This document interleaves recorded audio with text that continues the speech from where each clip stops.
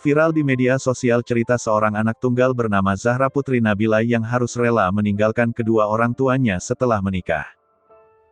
Cerita tersebut diunggah oleh Zahra, melalui akun TikTok-nya, @bibiubiu pada Selasa, tanggal 29 Juni tahun 2021 lalu.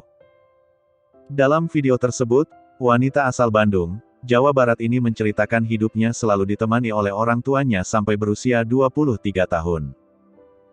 Kemudian, setelah menikah pada Juni tahun 2021, Zahra harus rela mengikuti sang suami yang bekerja di Bekasi, dan meninggalkan kedua orang tuanya. Zahra pun mengakui perasaannya campur aduk saat hendak pindah rumah untuk ikut dengan sang suami. Waktu mau pindah rasanya campur aduk, waktu beres-beres baju dan barang-barang, terus malamnya waktu aku dan suami mau pergi juga. Walaupun orang-orang kiranya lebay karena jarak Bandung-Bekasi itu dekat, tapi menurut aku sedih banget karena di sana benar-benar cuma berdua aja sama suami. Ditambah aku belum kerja dan saat suami kerja aku sendiri di rumah, sedih banget, ungkap Zahra kepada Tribun News, Rabu, tanggal 25 Agustus tahun 2021.